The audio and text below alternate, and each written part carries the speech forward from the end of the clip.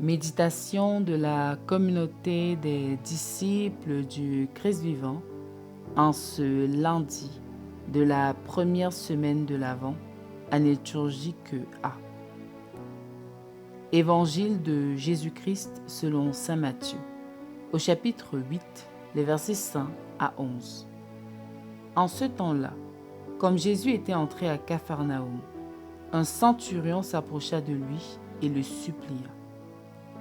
« Seigneur, mon serviteur est couché à la maison, paralysé, et il souffre terriblement. » Jésus lui dit, « Je vais aller moi-même le guérir. » Le centurion reprit, « Seigneur, je ne suis pas digne que tu entres sous mon toit, mais dis seulement une parole, et mon serviteur sera guéri.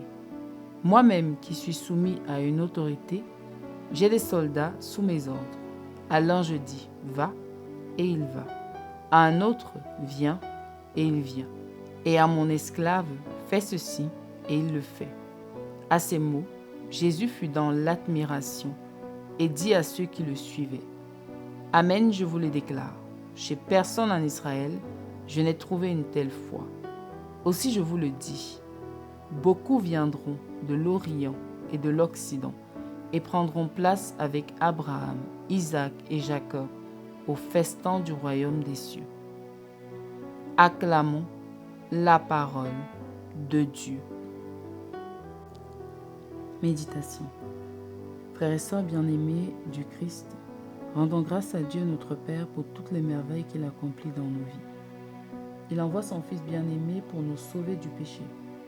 Le temps de l'Avent nous est donné pour nous préparer à ce grand mystère de notre foi, la venue du Christ Sauveur. Le texte de l'Évangile sur lequel nous méditons en ce jour nous donne de contempler la foi d'un centurion qui s'approche du Seigneur pour lui demander d'accorder la guérison à son serviteur paralysé.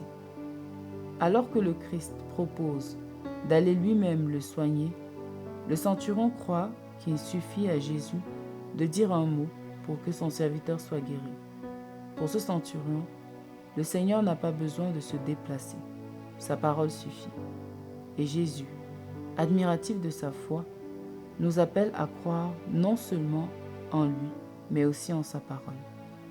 Mais que veut dire avoir la foi? Bien-aimé ami de Dieu, avoir la foi, c'est d'abord se convertir.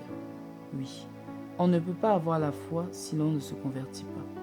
La foi résulte en effet de la relation profonde que nous avons avec le Christ. Or, cette relation ne peut être vraie que si nous faisons des efforts au quotidien pour nous conformer à sa volonté. On ne peut prétendre avoir une foi solide sans transformation intérieure profonde.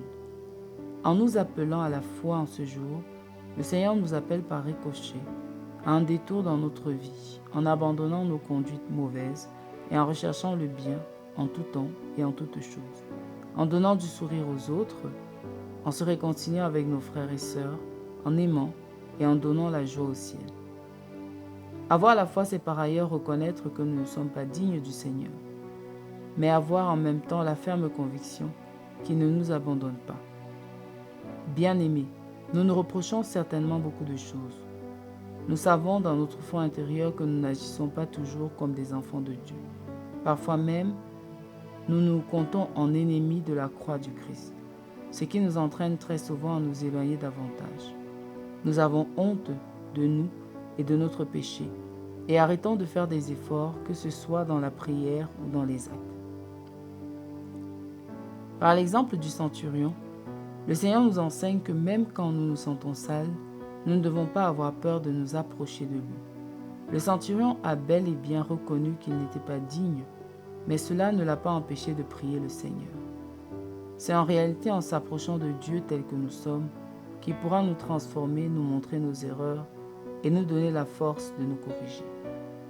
Chers frères et sœurs, le temps de l'Avent nous est donné justement pour nous préparer à la venue du Christ Sauveur. Alors peu importe le nombre de nos péchés, ayons le courage de nous approcher de lui en ce temps de grâce pour lui dire notre faiblesse et demandons la grâce de l'Esprit Saint pour nous guider chaque jour et nous aider à nous convertir.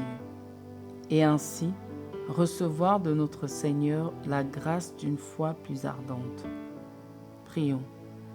Dieu notre Père, nous te disons merci pour ce temps de grâce que tu nous donnes pour nous convertir davantage. Donne-nous la grâce de la reconnaissance et de la contrition de nos péchés, ainsi que la force et la volonté nécessaires pour nous corriger et être un peu plus chaque jour semblable au Christ. Intercession. Seigneur Jésus Sauveur, viens renouveler la face de la terre. Donne la paix à nos familles, à nos nations, à nos frontières. Comble le cœur de chacun de tes enfants de ta paix.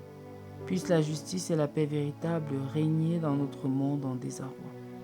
Maman Marie, prie pour nous. Recensons nos péchés les plus quotidiens et les plus difficiles à quitter. Décidons de faire un pas chaque jour de plus vers la conversion en renonçant à l'un des péchés ou en engageant la lutte contre ce péché. Loué soit Jésus-Christ à jamais. Méditation rédigée par Minette Miafo de la communauté des disciples du Christ vivant.